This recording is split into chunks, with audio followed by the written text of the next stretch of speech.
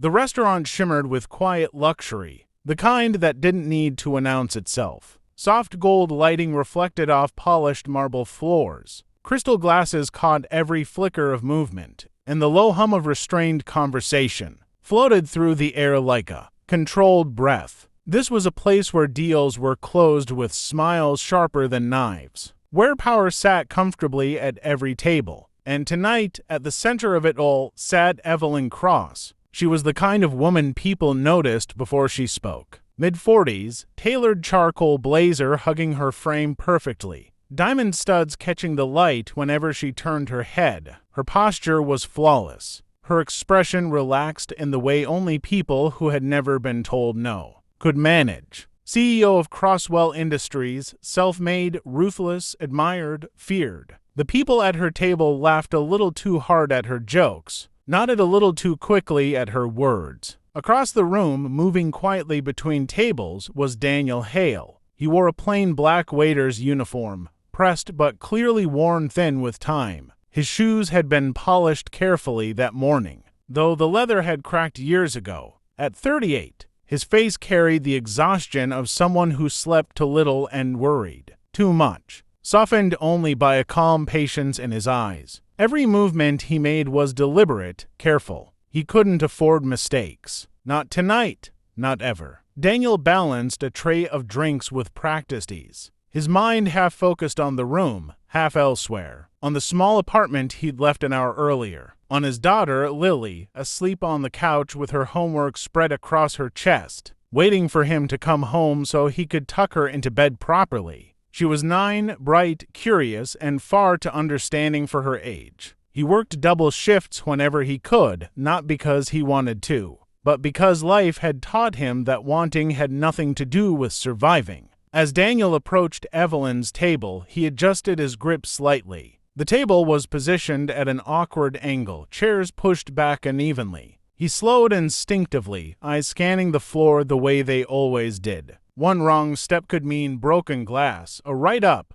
or worse. Evelyn leaned back in her chair, waving a manicured hand as she spoke, her heel tapping impatiently against the floor. She didn't notice Daniel until he was already there. "Excuse me, ma'am," he said softly, his voice polite, steady. "Your sparkling water." He stepped forward just as Evelyn shifted her chair back abruptly, laughing at something one of her associates said. The sharp edge of the chair caught Daniel's shin. His foot slipped. Time slowed in the way it only does right before something goes wrong. The tray tilted. Glasses clinked violently. Liquid arced through the air and Daniel went down hard, his knee slamming into the marble floor as the tray crashed beside him. The sound echoed through the restaurant, cutting through conversation like a gunshot. For a split second, there was silence. Then Evelyn laughed. It wasn't a cruel laugh at first, more reflexive, sharp, and surprised. But it didn't stop. She looked down at Daniel, sprawled on the floor, water soaking into his uniform, shards of glass scattered around him like evidence of a crime. "Oh my God," she said, still smiling. "Do they not train you people to watch where you're going?" A few people at the table chuckled nervously. Others looked away, suddenly fascinated by their plates.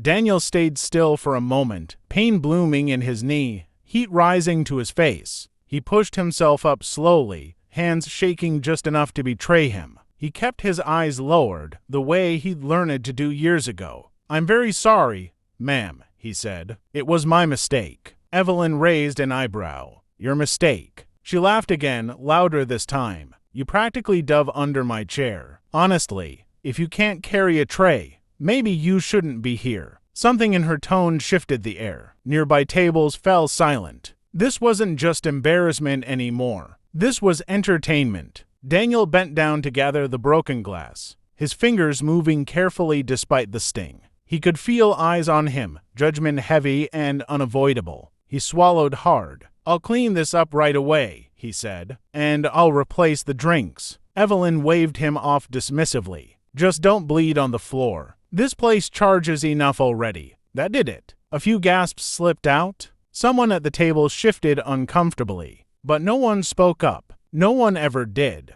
Daniel's manager hurried over, face pale. "I'm so sorry, Miss Cross, he said quickly. We'll handle this immediately. He turned to Daniel, voice low and sharp. Are you all right? Daniel nodded. Yes, sir. Good, the manager said, not meeting his eyes. Clean this up and then take a break in the back. Evelyn smirked, lifting her glass as another waiter rushed to refill it. See, even he knows. Daniel stood, gathered the tray, and walked away. Each step sent a jolt through his knee, but he didn't limp. He never limped. He disappeared into the service hallway, the laughter and clinking glasses swallowing him whole. In the narrow space behind the kitchen, Daniel leaned against the wall and closed his eyes. He breathed slowly, counting in his head the way Lily had taught him to when things felt too big. His hands trembled now that no one was watching, not from pain, but from something heavier. He thought of the mornings he woke up before dawn, packing lunches, tying shoelaces, pretending everything was fine. He thought of the nights he stayed up helping Lily with math problems he barely remembered, reassuring her that no, she didn't need the newest shoes like the other kids. He thought of how small he must have looked out there on that floor. After a minute, he straightened his uniform and went back to work. Across the room, Evelyn leaned back in her chair, the moment already fading from her mind. To her,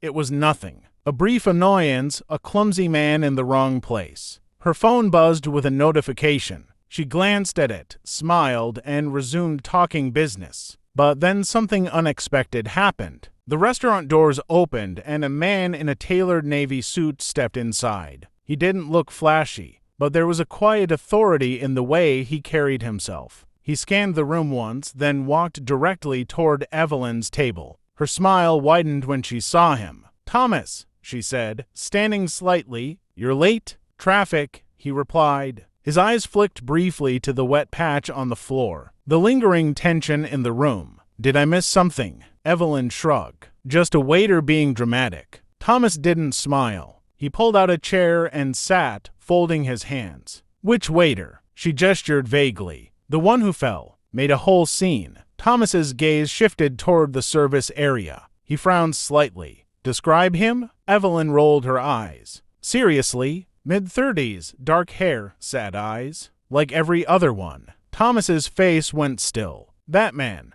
he said slowly, "was Daniel Hale." Evelyn paused. "I don't know his name."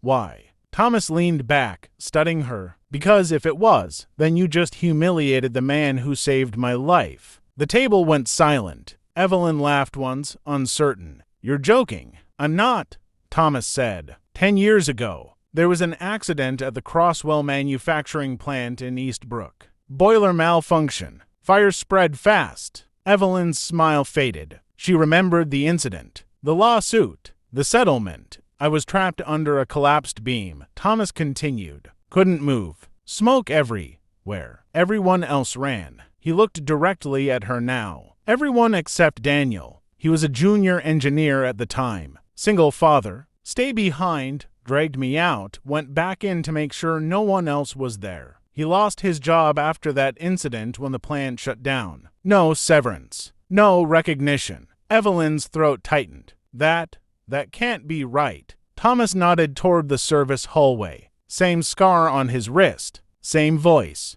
I'd recognize him anywhere." The room felt suddenly too warm. Evelyn glanced toward the hallway, then back at Thomas. "Why is he a waiter?" Thomas's expression hardened. "Because the company you run buried the report that credited him. Because the restructuring left him with nothing. Because being a hero doesn't pay rent." For the first time that night, Evelyn felt something crack beneath her confidence. She stood abruptly. "Excuse me?" She walked toward the service area, heels clicking louder than before. The hallway smelled of detergent and heat. Daniel was wiping down a counter, his movements slow, controlled. "Waiter," she said sharply. He turned. His eyes met hers, calm but guarded. "Yes, ma'am." For a moment, she didn't know what to say. The memory of his fall, her laughter, played back in her mind with a clarity she didn't like. "Is your name Daniel?" she asked. "Yes," he said. "Daniel Hale." She swallowed.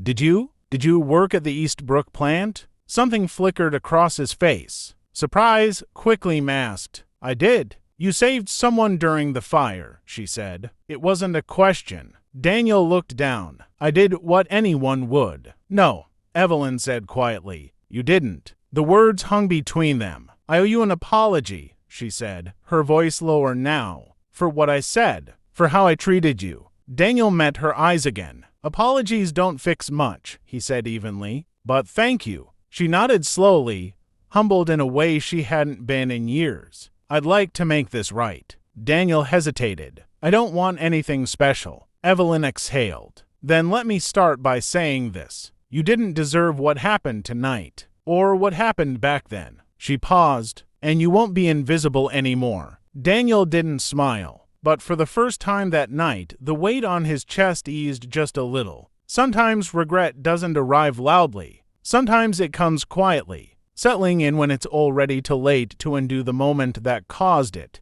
But what matters isn't how power laughs when it thinks no one is watching. It's what it does when the truth finally stands up from the floor.